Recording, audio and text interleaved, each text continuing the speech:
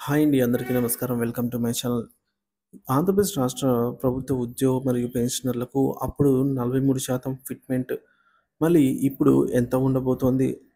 ఉద్యోగ పెన్షనర్ల DA, PRC, ఐఆర్‌లపై భారీ అంచనాలు. పూర్తి సమాచారాన్ని వీడియోలో తెలుసుకుందాం. వీడియోని ఎక్కడే గాని స్కిప్ చేయకుండా ఎండ్ వరకు చూడండి. అప్పుడే ఇన్ఫర్మేషన్ పూర్తిగా అర్థమవుతుంది. వీడియో చూస్తున్న ప్రతి ఒక్కరు వీడియోకి లైక్ చేయండి ఫ్రెండ్స్. ఈ వీడియోని తోటి ఉద్యోగ పెన్షనర్ మిత్రులతో అయితే షేర్ చేయండి. కొత్తగా మన ఛానల్ చూస్తున్నారు సబ్స్క్రైబ్ చేసుకున్నట్లయితే వెంటనే మన ఛానల్ అయితే సబ్స్క్రైబ్ చేసుకోండి. దీని ద్వారా నేను చేసే లేటెస్ట్ వీడియోస్ అన్నీ మీ వరకు రీచ్ అవుతాయి.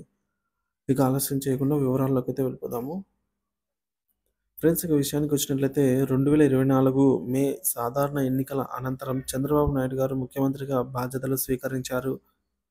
ఈ సమయంలో 12వ పీఆర్సీ చైర్మన్‌ను నియమించినప్పటికీ ఆయన బాధ్యతలు స్వీకరించలేదు. ఎన్నికల ముందు ఉద్యోగులకు, ఉపాధ్యాయులకు ఇచ్చిన హామీల ప్రకారం 12వ పీఆర్సీ కమిషన్ చైర్మన్ నియామకం చేసిన వెంటనే మధ్యంతర వేతనం ఐఆర్ ప్రకటించాల్సి ఉంది. 2014 పీఆర్సీ అనుభవం.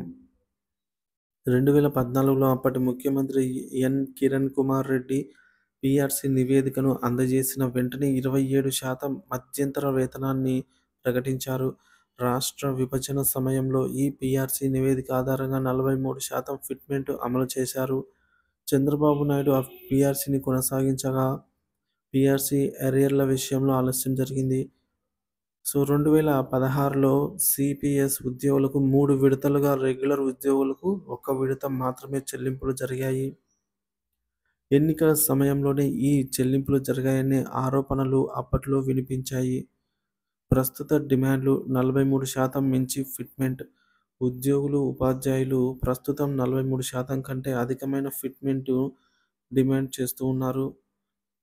ఐఆర్ మధ్యంతర భృతి అండి. సాధారణంగా పీఆర్సీ కమిషన్ నివేదిక వచ్చేలోగా ఐఆర్ ప్రకటించడం ఆనవాయితీ. అయితే ప్రభుత్వం ఇప్పటివరకు దీనిపై ఎటువంటి ప్రకటన చేయకపోవటం పట్ల ఉద్యోగ సంఘాలు ఆందోళనకు దారితీస్తోంది. పీఆర్సీ కమిషన్ నివేదిక. కమిషన్ నియమితమైన వెంటనే ఉద్యోగ సంఘాల నుంచి ప్రతిపాదనలు స్వీకరించాల్సి ఉంటుంది. నివేదిక ఇవ్వడానికి సాధారణంగా 1 సంవత్సరం సమయం పట్టే అవకాశం ఉంటుంది. డీఏ బకాయిల సమస్య. ప్రతి 6 నెలలకు ఒకసారి ధరల సూచి ఆధారంగా కేంద్ర ప్రభుత్వం డీఏ ప్రకటిస్తుంది. కానీ గత ఏడాది జనవరి నుంచి జూలైలో కేంద్రం ప్రకటించిన డీఏలపై రాష్ట్ర ప్రభుత్వం ఇప్పటికీ చర్యలు తీసుకోలేదు. 2 డీఏలు పెండింగ్‌లో ఉన్నాయి. ఈ డీఏలను వెంటనే చెల్లించాలని ఉద్యోగ, ఉపాధ్యాయ సంఘాలు డిమాండ్ చేస్తున్నాయి. తాజా డీఏ భయం.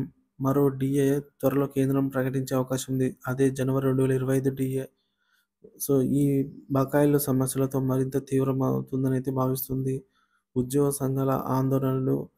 ఉద్యోగ, ఉపాధ్యాయ సంఘాలు ప్రస్తుతం ఐఆర్ ప్రకటించాల్సిందేనని ప్రభుత్వంపై ఒత్తిడి తీసుకొస్తున్నాయి.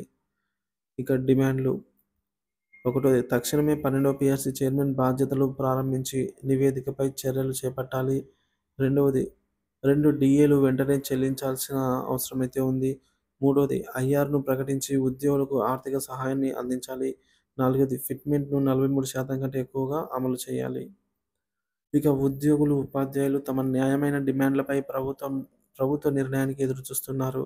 డీఏ బకాయిలు, పీఆర్సీ నివేదిక ఆలస్యం, ఐఆర్ ప్రకటించకపోవడం ఉద్యోగ సంఘాలను ఆందోళనకు గురిచేస్తోంది.